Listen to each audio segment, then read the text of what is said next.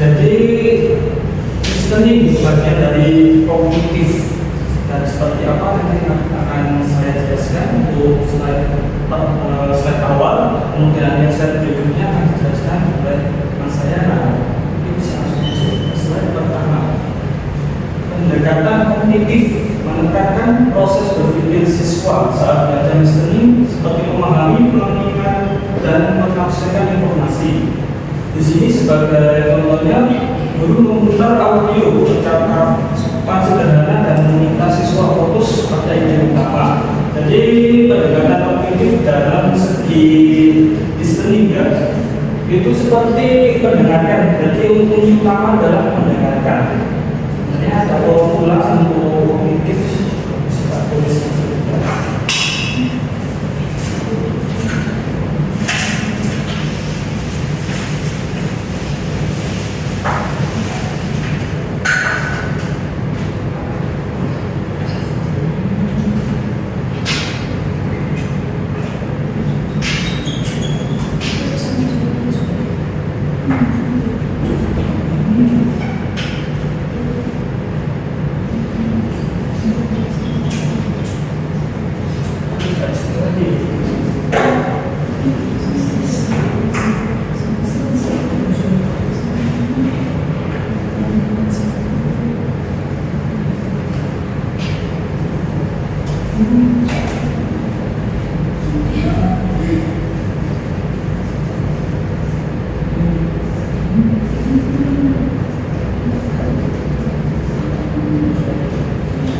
Jadi untuk tingkat awal atau tingkat dasar dari kognitif antara 4. Yang pertama dari listening, kemudian tingkat berikutnya speaking, reading, dan terakhir writing. Ini di mata kuliah sebelumnya atau yang lain mungkin sebenarnya sudah dijelaskan. Nah, saya kalau kuliah itu saya ada kesalahan tentang sebenarnya kita update bukan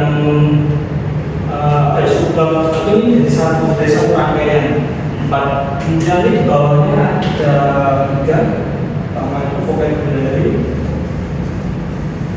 kemudian yang kedua grammar,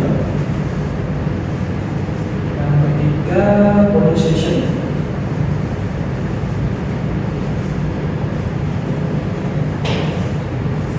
Ini kalau punya tabel seperti ini. Jadi yang samping 4, yang ke bawah 3, vocabulary, grammar, pronunciation. Ini kan tingkatan dasar untuk kognitif. Sebenarnya tidak hanya kognitif, bisa untuk semuanya. Pembelajaran semua termasuk dalam bahasa.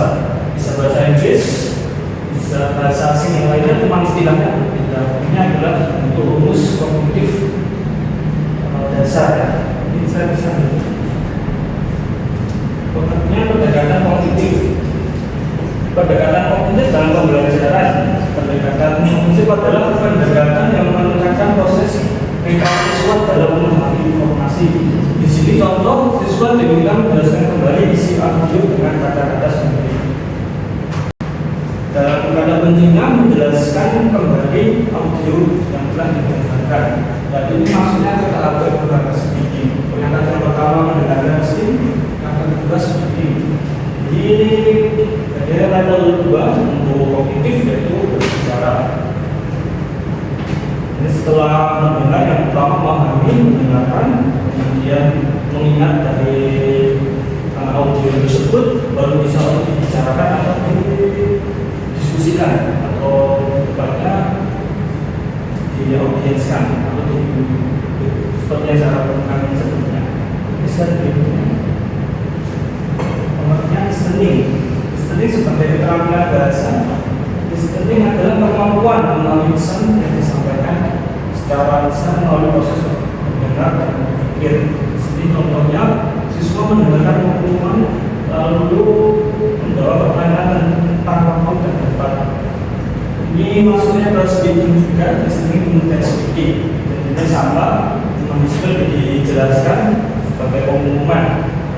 Kemudian dijelaskan untuk siswa yang mendengarkan pengumuman tersebut, dijelaskan tentang waktu dan tempat. Jadi prosesnya biasanya nih tentang sekolah dasar biasanya untuk speaking itu lebih ditekankan listening dan speaking untuk sekolah dasar. Kemudian di itu di sekolah menengah pertama atau SMP biasanya dari juga SMA listening biasanya ke bawah TK kemudian PAUD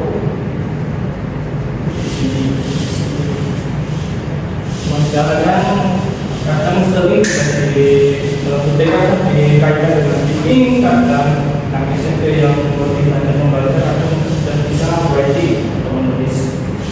Mau yang nanti biasanya disisihkan ke beberapa speaking, reading, dan seterusnya. Mungkin sebenarnya sebentar ini.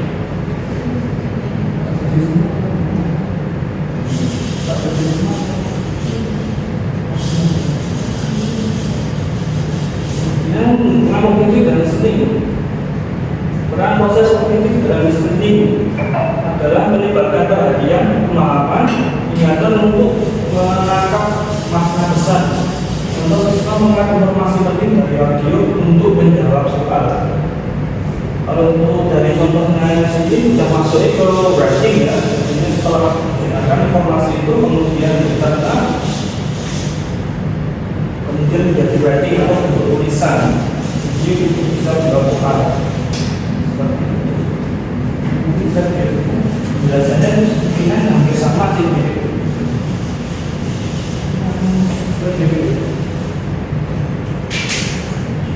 Top down processing, top berarti dari atas sampai ke bawah. Top down processing dalam listening adalah menggunakan pengetahuan awal dan konteks untuk memahami isi diskusi. Contoh siswa menebak isi percakapan berdasarkan judul audio. Menebak isi percakapan berarti setelah listening, kemudian dia masuk ke reading. Kalau yang top down ini selanjutnya kan dari top dari atas listening, speaking, writing. Kalau dari ini dari listening kemudian ke writing, kemudian yang terakhir speaking. Dari audio dari dimulai sepertinya seperti itu. Nanti hasil jelas hasil akan berupa tulisan atau writing. Untuk contoh kognitif listening. Mungkin untuk berikutnya akan dijelaskan saya.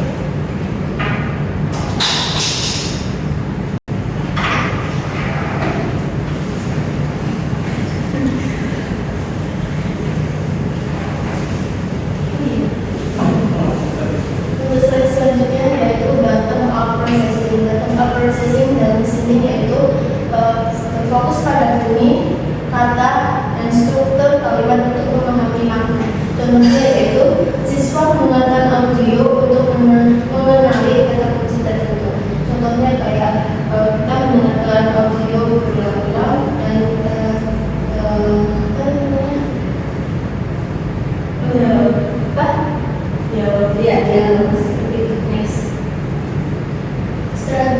strategi kognitif dalam listening.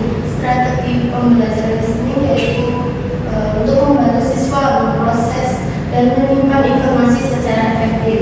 Contohnya itu siswa mencatat poin penting saat mendengarkan audio. Itu dengan yang tadi yang Mbak Feby jelaskan tadi. Next, manfaat pendekatan kognitif dalam listening yaitu keunggulan pendekatan kognitif. Pendekatan kognitif meningkatkan pemahaman dan konsentrasi siswa.